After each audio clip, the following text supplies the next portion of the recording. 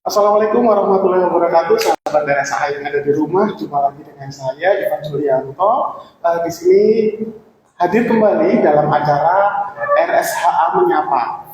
Pada topik kali ini kita akan berbicara tentang cara cepat atasi MUMS atau gondongan kalau misalnya sahabat RSHA mengenalnya, atau pipi bengkak kalaupun memang kurang familiar dengan gondongan pipi bengkak begitu kan. Nah, dikutip dari media online pada tanggal 24 September 2024, Dinas Kesehatan Kabupaten Jombang tanggapi gondongan yang menyeret para siswa di salah satu SD di Kabupaten Jombang. Bahkan Kepala Dinas Kesehatan Kabupaten Jombang memberikan tanggapan mengenai peristiwa ini, bahwa kejadian tersebut diupayakan tidak meluas dan tidak membahayakan bagi para siswa, serta tidak membuat khawatir orang tua ataupun masyarakat luas. Dan telah hadir bersama kita pada sore ini dengan Dr. Diadekma Bella Rosa. Beliau dokter pelaksana di Rumah Sakit Hasyim Asyari. Beliau lulusan UI, Universitas Indonesia di Fakultas Kedokteran Jakarta. Selamat sore, dokter. Selamat sore, Pak Ivan. Lulusan tahun berapa, dok, waktu itu, dok? Waduh, mau disebutkan nanti saya kelihatan. Oh gitu ya, dok. Masih tahun 2020 ke atas.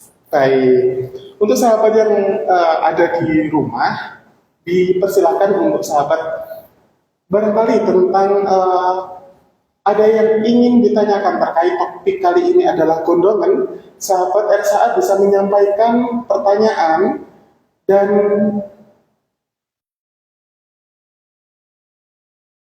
baik, untuk sahabat pendengar yang ada di rumah, kurang keras. Oh. Baik, untuk sahabat pendengar yang ada di rumah, bahwa kita ada giveaway menarik di setiap acara RSA Menyapa. Maka demikian sahabat RSA bisa memberikan pertanyaan melalui DM ataupun di kolom chat komentar. Nanti akan kami bacakan pertanyaan yang menarik untuk mendapatkan giveaway, gitu, dengan cara harus follow Instagram kita di rs@hasyim_asyari, kemudian di-share ke keluarga dekat, kemudian di pertanyaannya silakan diketik di kolom komentar. Baik, dokter.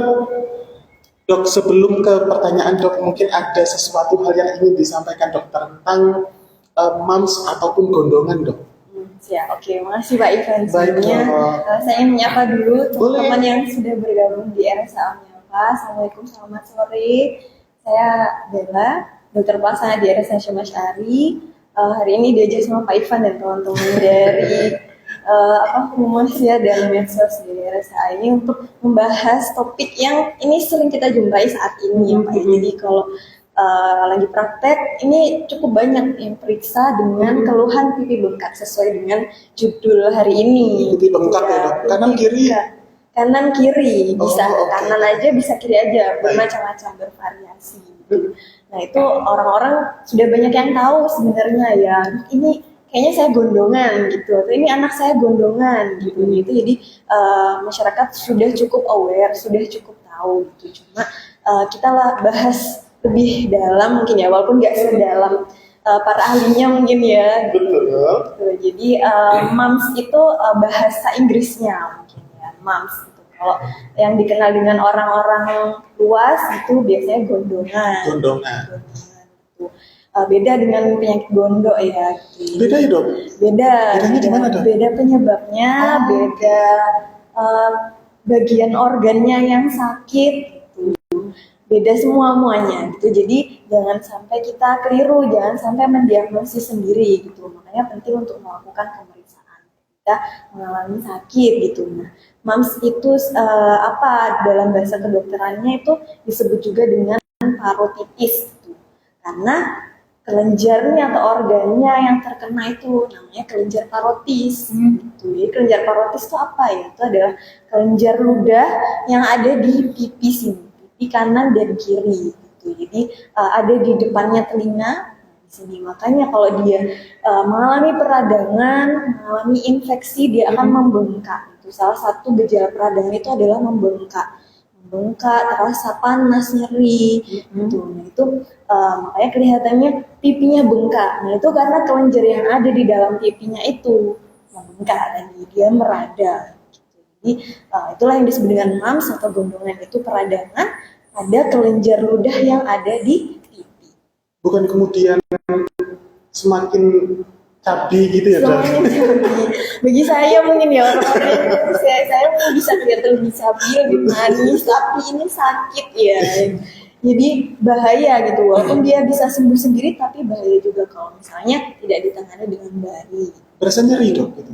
Berasa nyeri, iya nyeri banget karena itu salah satu tanda-tanda dari peradangan. Jadi tanda-tanda peradangan ada 5, ada bengkak, kemerahan, teraba panas gitu, dan salah satunya juga nyeri sampai dengan ada gangguan fungsinya gitu. Jadi kalau saya bengkak, kita juga susah untuk buka mulut, untuk menelan juga susah. Jadi itu gejala-gejala yang juga sering dikeluhkan oleh penderita.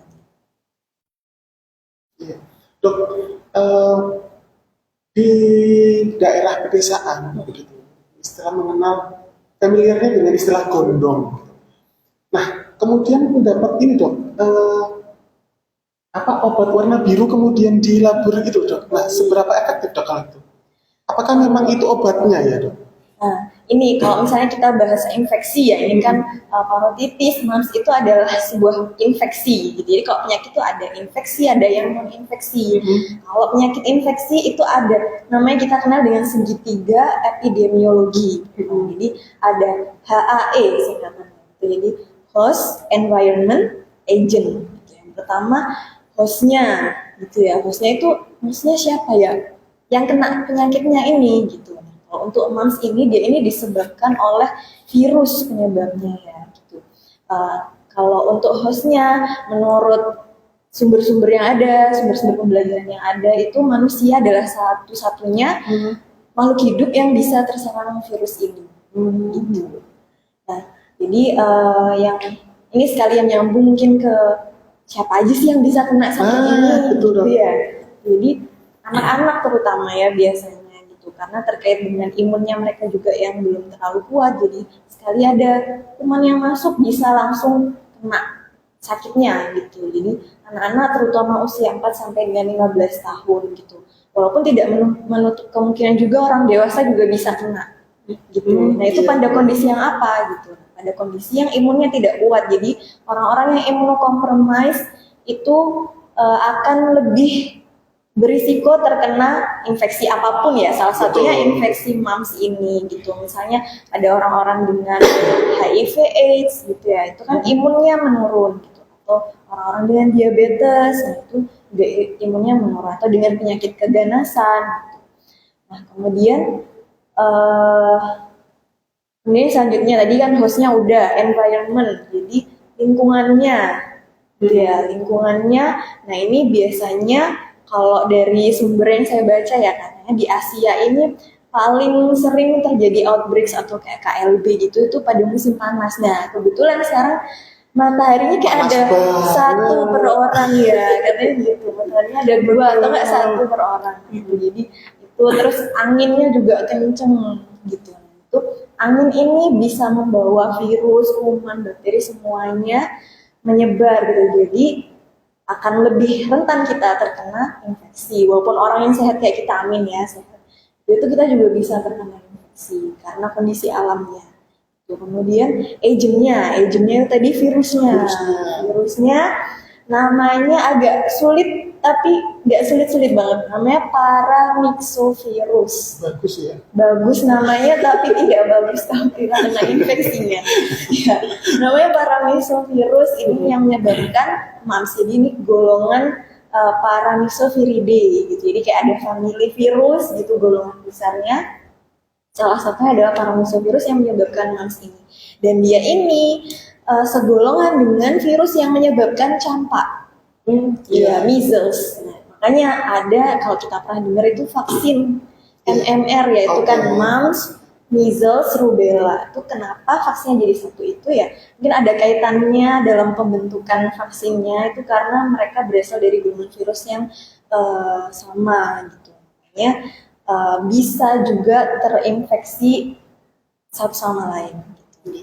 Dok, kalau misalnya kita bicara tentang campak, biasanya kan kita itu terinfeksi cukup satu kali, dok. Kalau misalnya ini virus mumps ini gimana, dok? Memungkinkah terjangkit berulang di setiap individu gitu, dok? Kalau mengingat lagi kita pokoknya terus bahasanya balik ke segitiga epidemiologi tadi. Kalau selama agentnya masih ada, environmentnya mendukung, hostnya juga berisiko terkena, itu penyakit infeksi akan bisa berulang. Jadi walaupun sekali udah pernah kena, masih ada kemungkinan kita bisa terinfeksi lagi. Terutama kalau misalnya imunnya menurun ya, dok? Iya.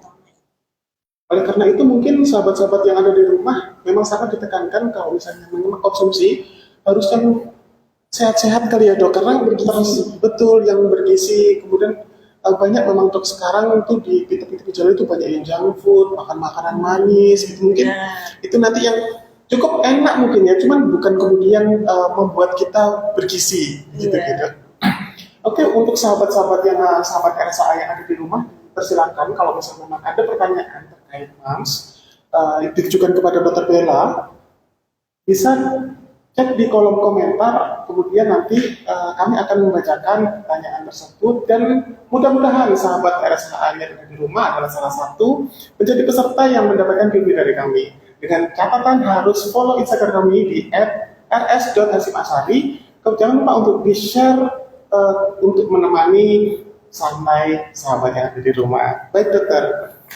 Sebentar, dok. Ada pertanyaan masukkah, dok? Cukup ramai ya, cukup cepat loh. Ini banyak pertanyaan masuk, mungkin kita bahas satu dulu ya, dok ya. Bagus sekali ini, jadi antusias. Baik, dari Chandra Widyaswara. Selamat sore, dok. Vaksin untuk pencegahan mumps itu apa ya, dok? MR atau MMR? Nah, terus apakah jika anak sudah tervaksin, apakah masih memungkinkan tertular mumps? Dan kalaupun pahit-pahitnya tertular, itu ya seperti itu. Apa yang ada di tangan ya? Mungkin seperti itu. Gimana, dok, tanggapannya, dok? Ini pertanyaan yang bagus. Terima kasih kepada saudara Chandra Widyaswara. Oke. Sepertinya sudah aware sekali. Pertanyaannya bagus ya. Kalau misalnya vaksin apa yang digunakan gitu, bedanya MR dengan MMR. Jadi ini sudah next level pertanyaannya, Pak Ivan. Jadi memang sudah direkomendasikan menurut guideline internasional maupun dari IDAI, Ikatan Dokter Anak Indonesia gitu, untuk memberikan vaksinasi terhadap anak-anak kita gitu ya, anak-anak bapak ibu semua. Saya sih belum punya anak ya. Gitu. Vaksinnya namanya MMR gitu. Kalau MR apa? MR itu cuma measles dan rubella. Gitu. Yang itu diberikan pada anak-anak usia 9 bulan. Nah, selanjutnya yang tidak boleh terlewat itu adalah vaksin MMR. Ini baru ada mumps-nya gitu. Jadi MMR ini vaksin mumps, measles, rubella. Jadi dia mencakup gondongan, campak, dan juga rubella. Yang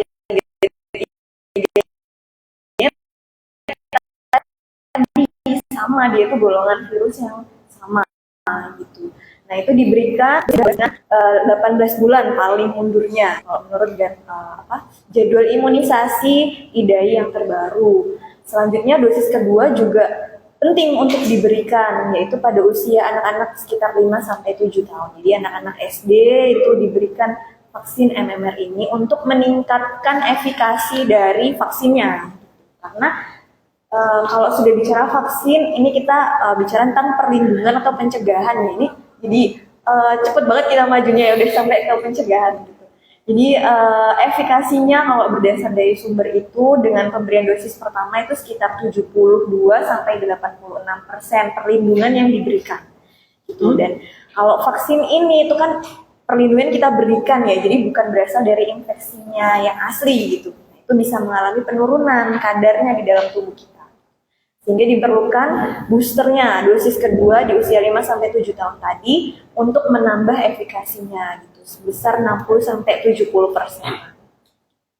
Dok, kalau misalnya memang dulu kan istilahnya MR ya dok, sebelum ada MMR ini kan. Nah, kemudian kalau misalnya anak itu sudah vaksin MR dok, apakah memang dibutuhkan vaksin kembali dok yang dosis MMR ini dok, jenisnya itu? Kalau menurut guideline yang terbaru, menurut penunjuk jadwal imunisasi dari IDAI, dibutuhkan pemberian pemberian 2 dosis tadi gitu. Bahkan kalau kita berkaca di guideline internasional tidak disebutkan spesifik usia, ada yang tidak menyebutkan spesifik usia. Jadi untuk usia dewasa masih bisa diberikan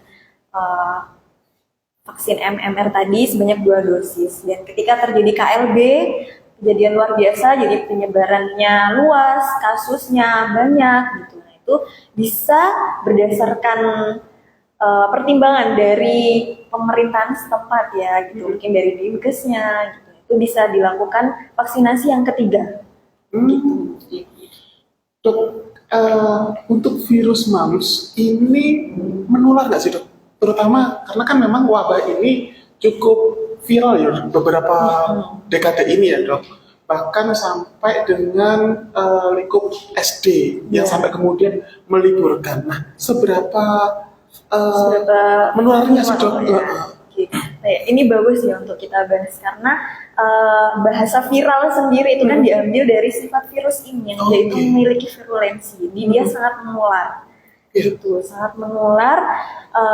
Dan ini adalah termasuk ke dalam penyakit pernafasan atau respiratory, gitu ya, respiratory disease. Gitu. Jadi menyebarnya tentu lewat droplets kalau kita kenal ya, kan kita sudah alumni COVID, jadi harusnya sudah familiar ya, infeksi pernafasan dengan bahasan-bahasan itu sudah sangat familiar. Jadi droplets itu adalah uap-uap cair ya yang kita keluarkan ketika kita bernafas, ketika kita bicara, batuk, bersin, itu yang kita keluarkan. Jadi virusnya tuh ada di situ, ketika keluar terkena angin apalagi dengan musim saat ini gitu, itu bisa menyebarkan virusnya. Dan terutama kenapa kok sampai SD-nya libur itu karena banyak anak yang terjangkit, banyak yang sakit ya, karena itu tadi untuk droplets itu biasanya jarak sampainya, jarak terbangnya dia itu sekitar 2 meteran. Jadi kalau misalnya kita sekolah ya itu kan duduknya deket-deketan,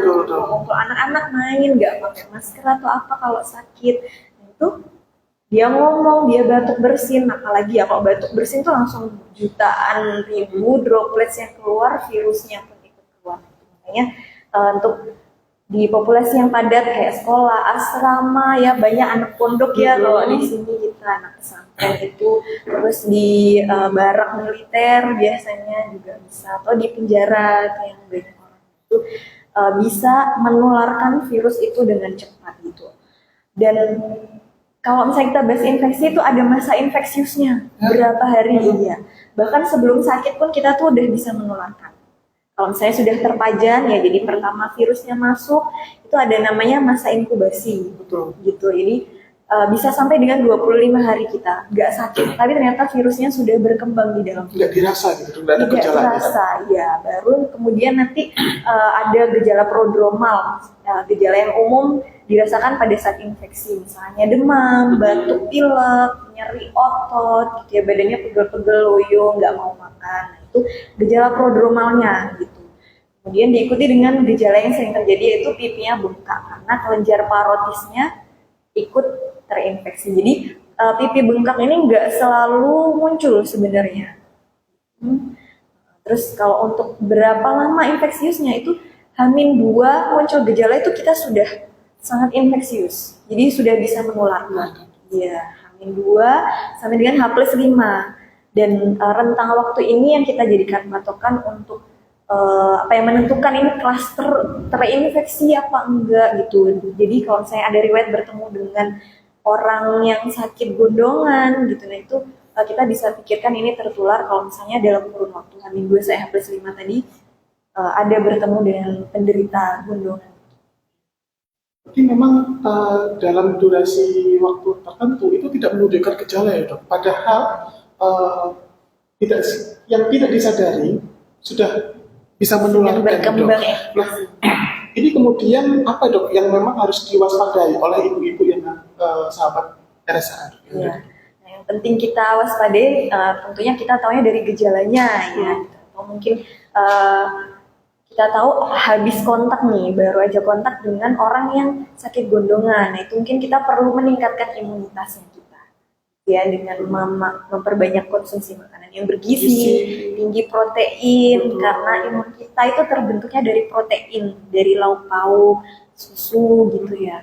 Kemudian kalau misalnya sudah muncul gejala ternyata kita sakit gitu ya, sudah ada panas, nyeri otot, itu kita bisa lakukan yang pertama istirahat. Jadi kalau untuk sakit itu obatnya sebenarnya istirahat gitu ya, kita harus healing dulu ya, harus istirahat dulu, bed rest gitu ya. Terus kalau misalnya ada gejala-gejala panas, batuk pilek, itu kita bisa konsumsi obat-obat simptomatik yang aman gitu ya, sementara kayak paracetamol, ibuprofen itu kan yang dijual bebas gitu, dan ya tetap kita harus menggunakannya dengan bijaksana gitu ya, sesuai dengan dosis yang tercantum di dalam kemasannya gitu, atau sesuai dengan arahan dari tenaga kesehatan, terutama tenaga medis gitu.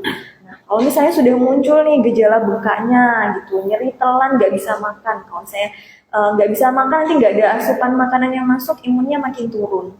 Nah, itu yang perlu kita waspadai juga. Jadi segera bawa periksa ke dokter gitu ya, atau tenaga kesehatan setempat gitu, untuk mendapatkan pengobatan.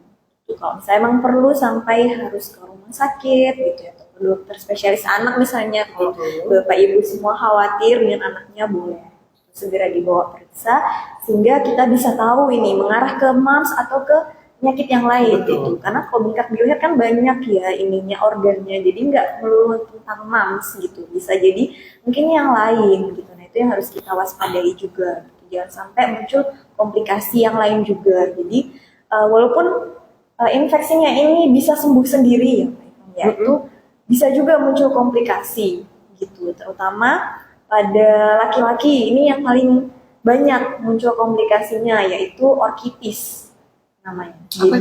Jadi orkitis ini adalah pembengkakan di skrotum. Ya, jadi di buah zakarnya ya.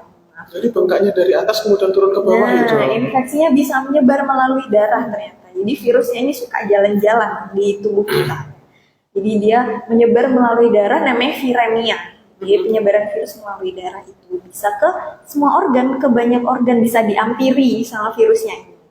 Yang paling sering terjadi itu tadi satu orkitis. Jadi kalau misalnya mengeluh ini kok buah zakarnya besar, bengkak, sakit, pasti nggak enak ya, itu bisa segera diperiksakan. Bisa kita cari tahu juga ada riwayat MAMS atau tidak. Terus yang berbahaya juga itu kalau misalnya menyebarnya ke ke sistem saraf pusat kita, bisa ke otaknya atau ke selaput pembungkus otaknya, meningitis itu ya, atau encephalitis, itu bisa muncul gejala stroke-nya, gejala kejang seperti itu. Jadi kalau sudah muncul gejala-gejala seperti itu, jangan sampai terlambat, langsung bawa ke rumah sakit atau ke layanan kesehatan terdekat gitu, supaya tidak terlambat.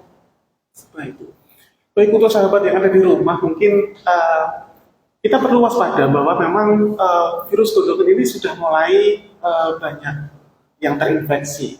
Nah, yang perlu diwaspadai oleh sahabat RSHA yang ada di rumah itu apa? Jangan kemudian saudara kok terlihat cabi ya, bukan kemudian kalau terlihat kemudian oh ini anak saya, saudara saya semakin gendut, ternyata ada demam, ternyata ada nyeri telan. Nah, itu mungkin perlu diwaspadai. Oleh karena itu, sahabat yang ada di rumah, ketika menemui sahabat atau keluarga yang punya gejala itu, dibawa aja ke rumah sakit SMA Sari, nanti akan ketemu sama dokter Bella, gitu.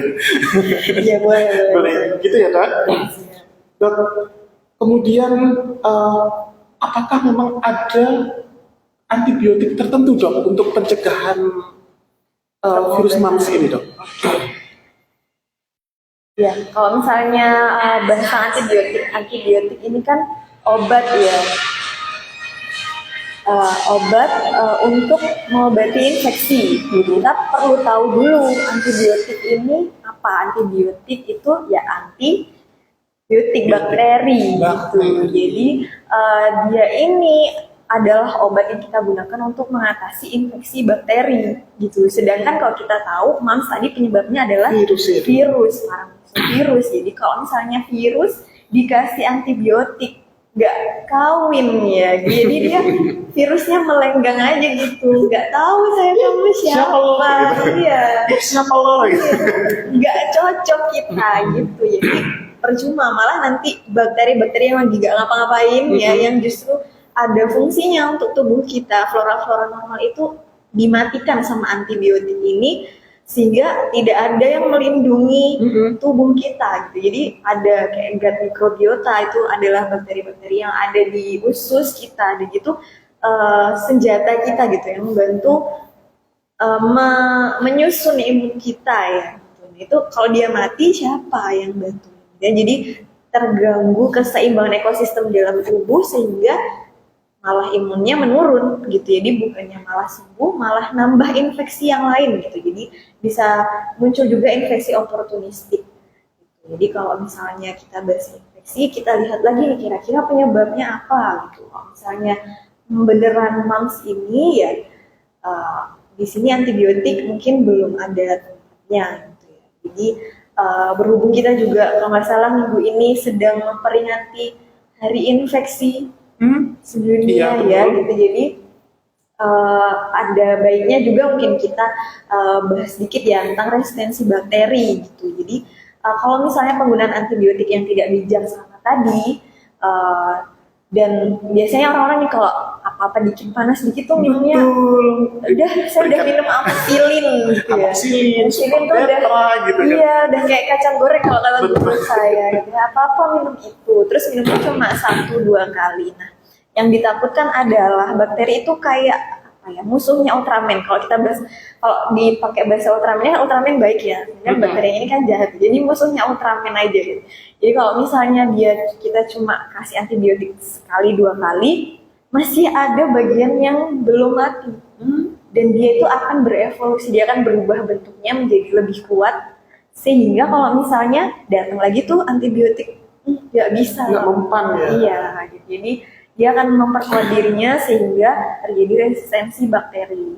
Oleh karena itu, kalau misalnya Bapak Ibu di rumah, adik kakak semuanya, kalau misalnya ada sakit nih, baru sakit 1-2 hari, ya mungkin bisa minum obat-obat simptomatik kayak anti nyeri ya, atau obat panas, obat batuk pilek itu dulu mungkin nggak apa gitu ya. Jadi untuk antibiotik ini harus sebaiknya berdasarkan arahan dari Dokter.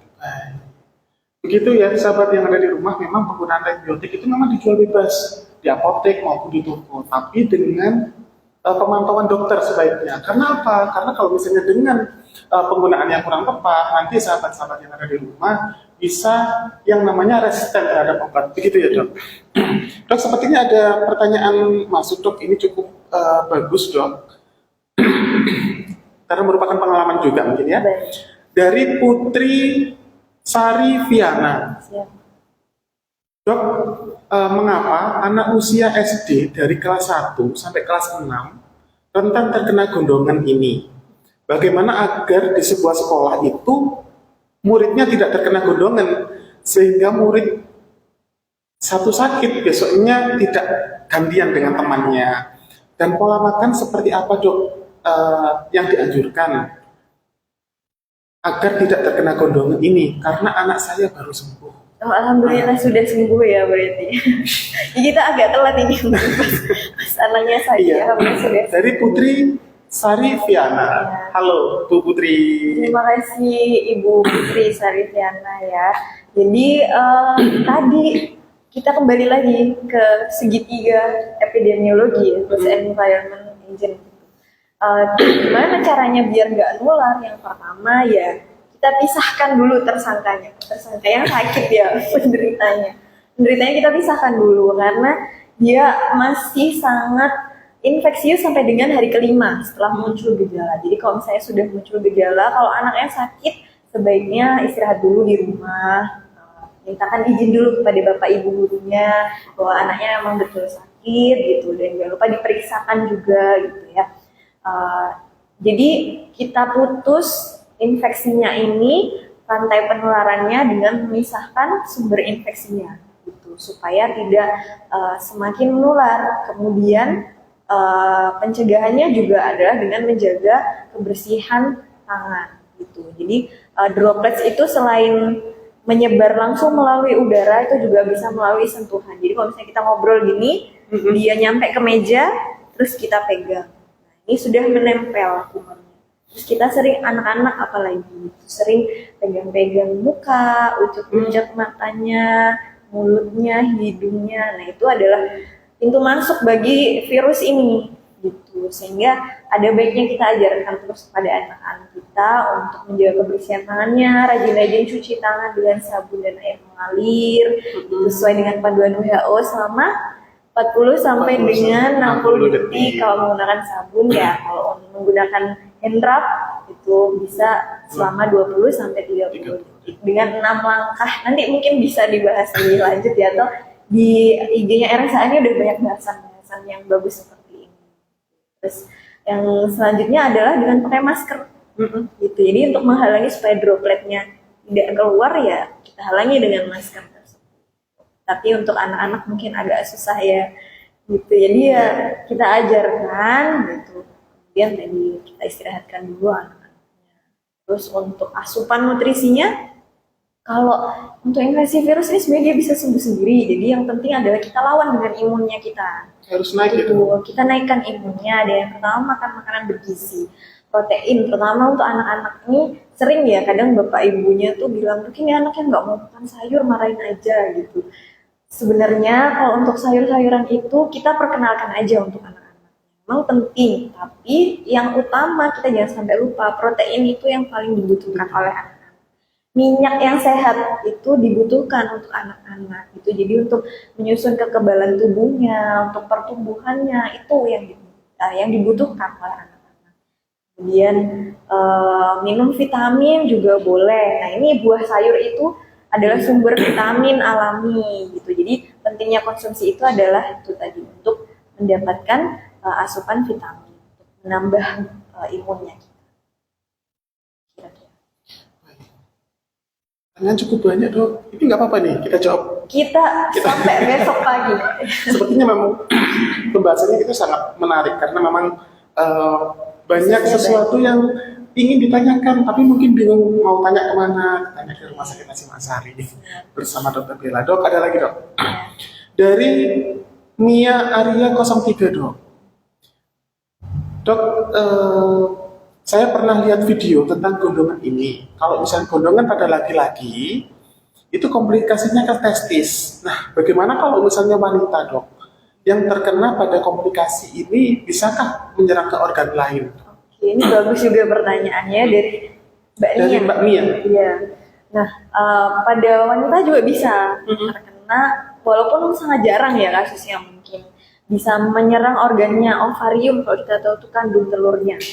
Gitu. Jadi itu infeksinya bisa nyampe situ, terjadilah peradangan. Jadi biasanya nyeri perut gitu ya, nyeri perut kanan kiri, bisa keluar keputihan gitu. Jadi menyerupai gejala dari peradangan di daerah pelvis itu gitu. Jadi kalau saya ada gejala seperti itu segera langsung bawa periksa ya supaya tidak terlambat gitu.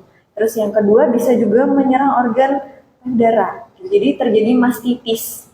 Dia diinfeksi, dia meradang, sakit gitu. Dan di organ-organ lain seperti liver, seperti pankreas, bahkan jantung itu juga bisa terkena infeksinya, ini komplikasinya gitu. Jadi makanya harus benar-benar hati-hati, segera periksakan ke dokter kalau misalnya ada yang sakit lah di badannya, kalau misalnya ada terasa nggak enak gitu, tidak perlu ditunda-tunda, apalagi sudah minum obat simptomatik tadi kok ternyata tidak membaik gitu ya. Baik. Kembali saya ingatkan kepada sahabat RSA yang ada di rumah, jangan lupa untuk follow Instagram kami di @rs.hasyim-asyari, jangan lupa juga di-share, kemudian sahabat RSA yang ada di rumah bisa mencantumkan pertanyaan kepada kami, bahwa nanti kalau misalnya pertanyaannya sangat menarik, akan kami pilih untuk mendapatkan giveaway menarik. Dan jangan lupa bahwa Rumah Sakit Hasyim Asyari juga ada namanya Poli Medical Check Up, Poli MCU di Rumah Sakit Hasyim Asyari. Kapan? Setiap hari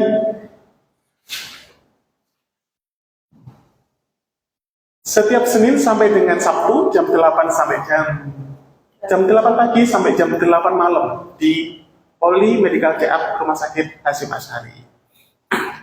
Kembali lagi dok, menyambung dok, kalau misalnya itu memungkinkan infeksinya pada wanita adalah di area genitalia begitu dok. Bagaimana dengan ibu yang hamil dok? Ibu hamil. Baik, nah kalau misalnya ibu hamil ini juga sudah masuk ke kompetensinya dokter kandungan mungkin ya. Cuma tetap harus kita waspadai, ibu hamil juga bisa terkena infeksi gitu. Makanya ketika melakukan pemeriksaan, nah ANC. Jadi penting untuk ibu hamil juga melakukan pemeriksaan rutin kandungan gitu, antenatal care, bisa di puskesmas, di klinik gitu, atau di rumah sakit sesuai dengan indikasinya gitu ya. Jadi kalaupun belum waktunya pemeriksaan ANC itu, kalau sudah ada gejala, nah itu bisa segera diperiksakan karena ini terkait kita ada janinnya di dalam tubuh itu. Kalau misalnya infeksinya menyebar, nanti bisa terjadi infeksi di amnionnya gitu ya, jadi bisa amnionitis dan lain-lain gitu. Apalagi kalau misalnya diikuti dengan keluarganya yang lain tadi ya, kan paramisovirus tadi dia sekeluarga sama measles dan rubella gitu. Jadi kalau misalnya ibu hamil terkena infeksi tersebut nanti bisa muncul komplikasi ya, nauzubillah ya, bisa muncul komplikasi di janinnya gitu. Nanti entah perkembangan janinnya terganggu atau bisa terjadi infeksi di janinnya, yang infeksi itu infeksi kongenital dan sampai parah sehingga tidak bisa diperbaiki lagi. Cukup serem. Semoga tidak, karena ini sebenarnya penyakit yang bisa dicegah dengan vaksin tadi. Betul. Gitu. Cuma kalau untuk ibu hamil ya tidak boleh divaksin gitu ya. Jadi sebelum itu segera lakukan vaksinasi terutama untuk anak-anak. Mudah-mudahan dengan adanya program RSHA Menyapa pada topik kali ini bisa menambah wawasan daripada sahabat RSHA yang ada di rumah dok. Kemudian peran daripada garam biodium pada era sekarang dok. Garam biodium yang beda sama yang tadi ya itu ya. Beda dok. Yang apa biru-biru di. Beda. Karena zaman dulu itu kan memang harus konsumsi garam biodium biar mencegah gondongan gitu dok. Nah di zaman sekarang ini peran garam biodium seberapa penting sih dok? Oke. Nah ini menyangkut dengan tadi ya bahasan sebenarnya penyebabnya apa sih gondongan ini. Sekarang kita sudah tahu penyebabnya gondongan itu adalah virus gitu. Jadi bukan karena kekurangan mineral tertentu gitu. Kalau misalnya garam biodium tadi kan kita berarti kekurangan iodiumnya gitu. Makanya kita perlu konsumsi itu dan ini berkaitan dengan penyakit gondong ya, jadi bukan gondongan. Jadi beda bahasanya ya. Jadi karena kita sudah tahu penyebabnya bukan itu, ya tetap sih itu penting gitu. Kita butuh mineral itu. Tapi untuk mams ini belum ada hubungannya dengan konsumsi garam biodium itu tadi. Karena memang gondok sama gondong itu beda, meskipun sama-sama mirip. Tapi itu keluhannya sama mirip ya. Itulah pentingnya kita lakukan pemeriksaan. Jadi biar diperiksa oleh ahlinya supaya kita tidak keliru dalam memberikan penanganan. Periksanya kemana? Ke Rumah Sakit Hasyim Asyari di setiap hari Senin sampai Sabtu jam 8 pagi sampai jam 8 malam di Poli Medical Check-up Rumah Sakit Hasyim Asyari. Dok, ada pertanyaan lagi. Ini sedikit mengarah. Dok, bagaimana jika ODIF terkena gondongan ini? Apakah dampaknya lebih serius? Dan penanganannya apakah sama dengan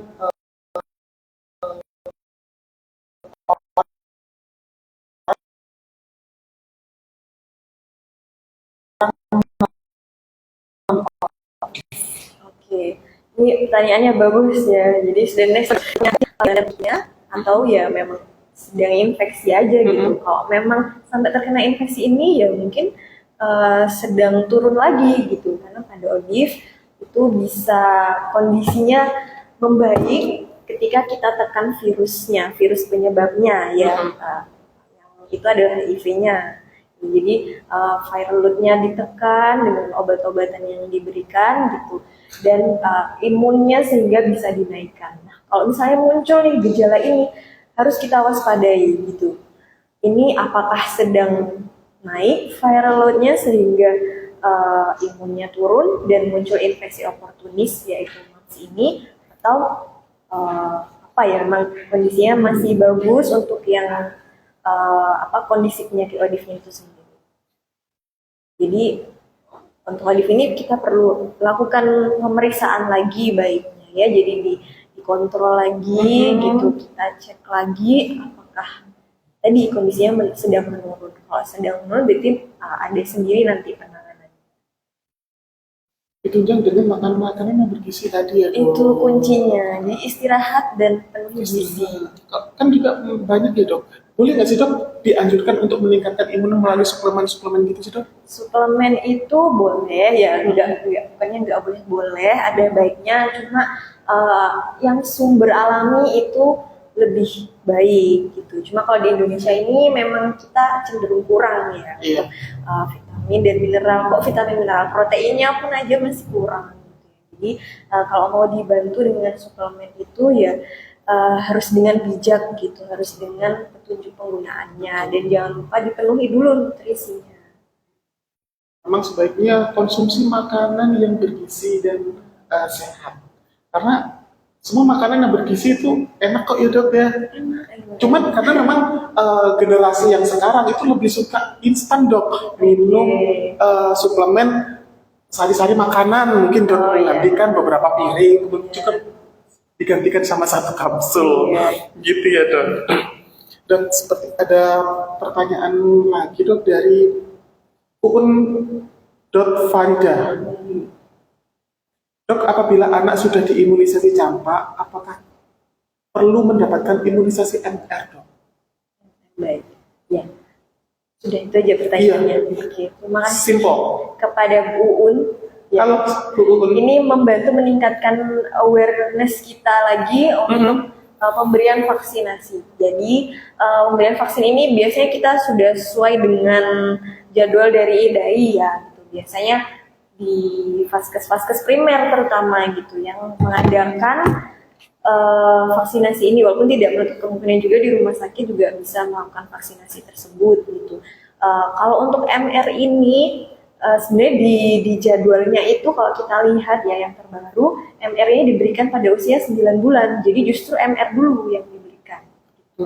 Kemudian di usia 12 sampai 15 bulan atau sampai 18 bulan itu baru diberikan MR atau MMR tulisannya. Gitu. Jadi antara MR atau ya MMR. Jadi tergantung, biasanya itu menyesuaikan dengan ketersediaan vaksinnya.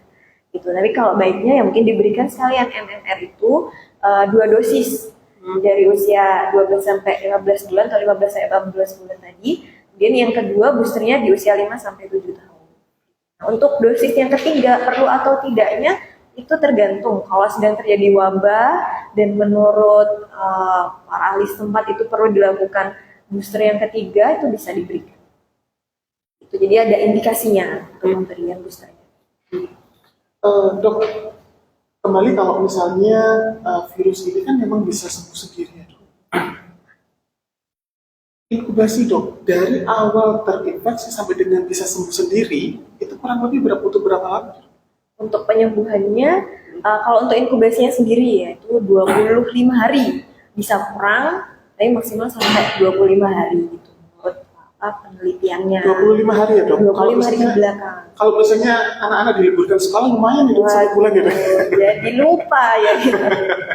Ya kalau saya inkubasinya tadi tidak muncul gejalanya gitu, jadi itu di situ saatnya kita genjot itu imunnya gitu ya. Kalau misalnya ada yang sakit ya dipisahkan segera supaya memutus rantai infeksinya gitu. Terus kalau misalnya udah sakit tadi yang infeksiusnya kan memang sampai 5 hari ya, itu yang paling infeksius. Tapi bukan berarti setelah itu sudah selesai, mungkin masih ada gejala sequelae namanya, jadi kayak sisa-sisanya gitu. Itu bisa sampai dengan hitungan hari ataupun beberapa minggu.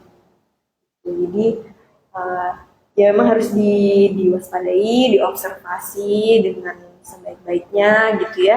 Memang self limiting ya, yang penting tadi perbanyak hidrasi juga, minum, terus nutrisinya cukupi, istirahat, bed rest ya, dan perbanyak doa juga. Ya kita minta kesembuhan kepada Allah setiap kita. Betul, berdoa itu penting. Dok, perlu berjemur nggak sih dok ya? Berjemur Kayak zaman-zaman COVID ya, kalau misalnya terinfeksi harus berjemur. Nah, ya. gimana kalau gondongan gitu? Nggak apa-apa, bagus juga. Bagus ya? Soalnya kan kita juga butuh vitamin tadi ya kan, untuk menambah imun kita tuh juga diperlukan vitamin D salah satunya. Itu matahari kan membantu kita, tubuh kita untuk memproduksi vitamin D itu. Jadi berjemur silahkan gitu. Yang penting jangan berkerumun. Jam 12 gitu dok, berjemur. Itu gosong gitu. Gosong gitu, apalagi mataharinya ada 2 sekarang ya. Jadi kalau berjemur ini menurut saran dokter kulit ya, dulu sama guru-guru saya itu disarankan sekitar jam 9-an. Itu jam 9, saya jam 10. Dan untuk zaman sekarang ini ternyata sudah beda dari yang dulu. Kok dulu kan dibuka ya gitu, misalnya apalagi anak bayi-bayi itu buka apa ininya, dipaparkan kulitnya. Kalau sekarang tetap pakai baju aja, karena ternyata lapisan ozonnya kita yang melindungi dari UV itu kan sudah mulai menipis. Jadi ya supaya kita nggak meningkatkan risiko kanker kulit dari sinar-sinar itu tadi, tetap kita pakai baju, yaudah dijemur aja. Itu yang menyebabkan panas, karena lapisan ozon kita nipis. Iya. Terlalu banyak polusi udara. Bisa jalan kaki, besok kita kesini ya naik sepeda. Baik, saya ingatkan kembali untuk sahabat RSA yang ada di rumah. Silahkan untuk memberikan pertanyaan kepada kami melalui kolom chat. Jangan lupa follow Instagram kami di @rs.hasyim_asyari, dan jangan lupa untuk selalu menjaga kebersihan tangan. Betul. Dan konsumsi makanan yang bergizi dan sehat. Nah, bagaimana kalau misalnya sahabat yang ada di rumah mengalami penurunan kesehatan? Jangan lupa selalu prioritaskan Rumah Sakit Hasyim Asyari menjadi rumah sakit pilihan sahabat RSA yang di rumah. Karena kami menyediakan layanan medical check up di setiap hari Senin sampai dengan Sabtu, jam 8 pagi sampai dengan jam 8 malam. Sebentar, apakah ada pertanyaan lagi? Ada? Dari tim kreatif?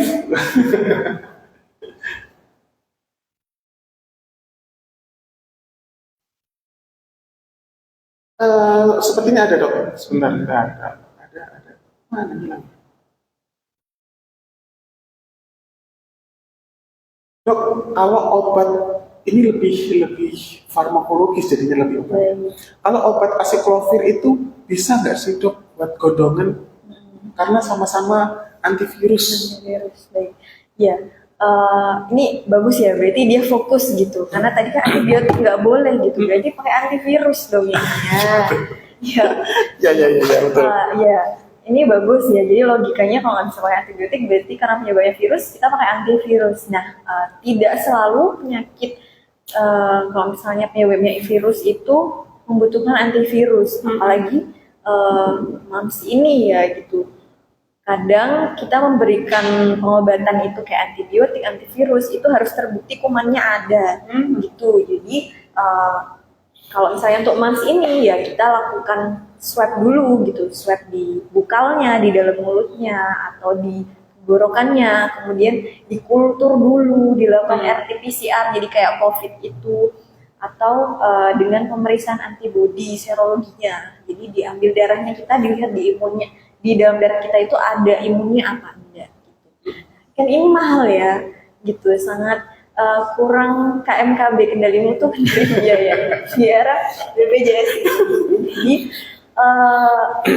belum terbukti ada virusnya. Kalau kita kasih antivirus, sama antivirus juga ada risiko resisten kalau misalnya penggunaannya tidak bijak gitu. Jadi untuk MAMS ini sebenarnya dia self limiting atau bisa sembuh sendiri, kecuali kalau misalnya sudah ada komplikasi gitu ya, mungkin itu perlu penanganan lebih lanjut. Kalau untuk yang ringan-ringan yang hanya gejalanya pembengkakan di pipi aja, itu ya mungkin dengan simptomatik aja dulu. Jadi untuk asiklovir masih belum direkomendasikan dari berbagai sumber yang ada juga. Apakah memang ada ini dok, pemeriksaan khusus untuk ini positif gondong? Itu ada ya dok? Ada, jadi ada yang tadi jadi diambil di swab dulu, sampelnya diambil dari mulut karena itu infeksi di pernafasan. Mahal ya dok?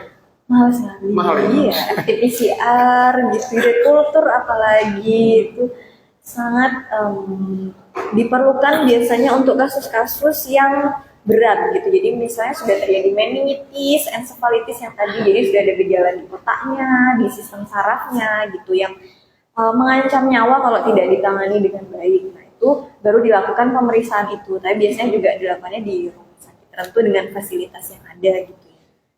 Jadi kalau sementara ini dengan kondisi yang mild itu mungkin masih belum perlu dilakukan pemeriksaan tersebut maupun diberikan antivirus.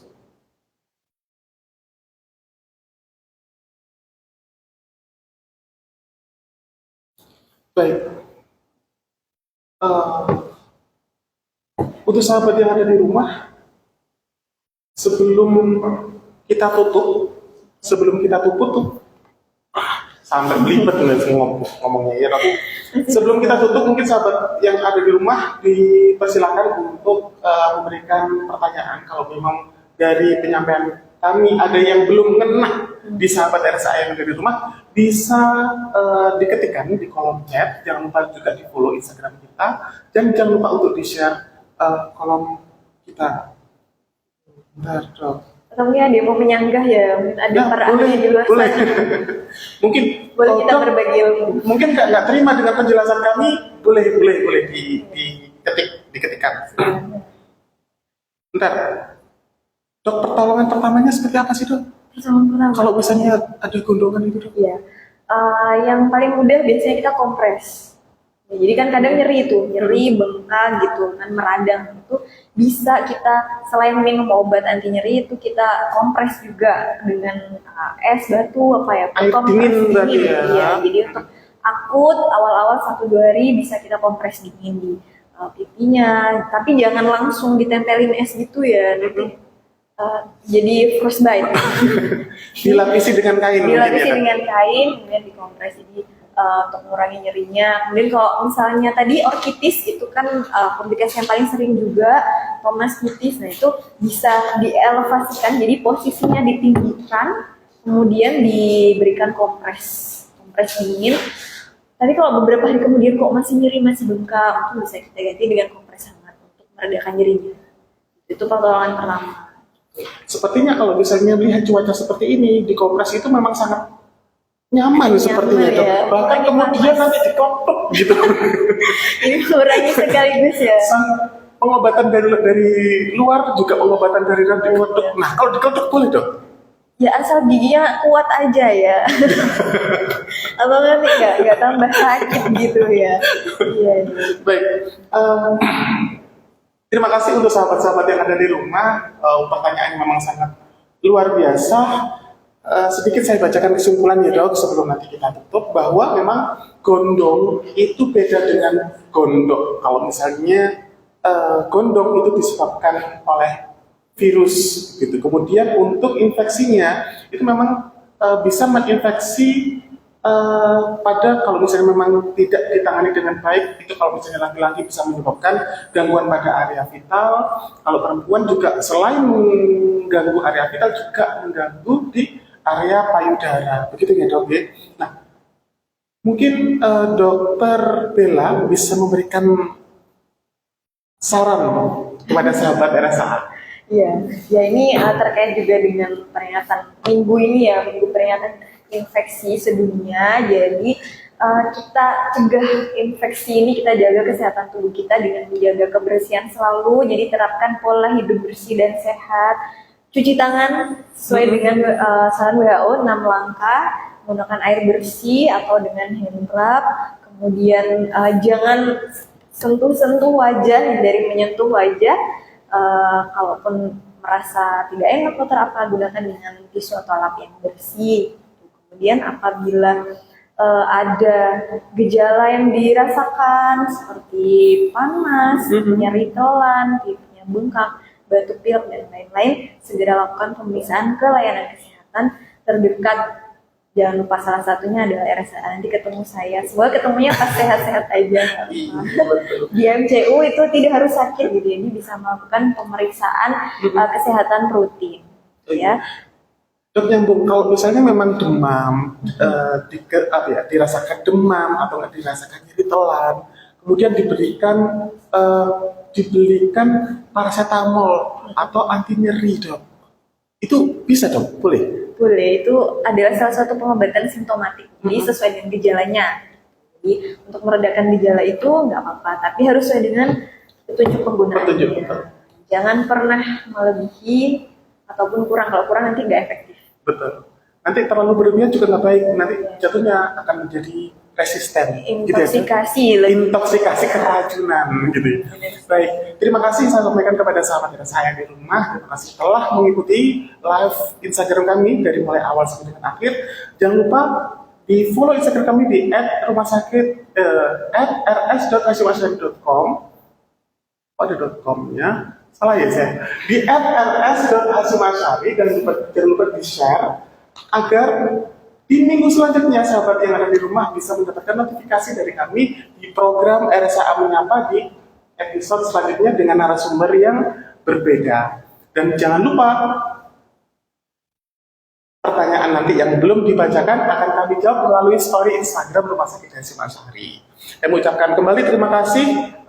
Sampai jumpa di live Instagram selanjutnya. Dan untuk pemenangnya nanti kami umumkan di Instastory Rumah Sakit Hasyim Asy'ari. Begitu Dok, terima kasih untuk kehadirannya. Terima kasih juga kami sampaikan kepada sahabat RSHA. Sampai jumpa di live selanjutnya. Wassalamualaikum warahmatullahi wabarakatuh. RSHA siap, sigap, Islami, amanah, progresif. Wassalamualaikum warahmatullahi wabarakatuh.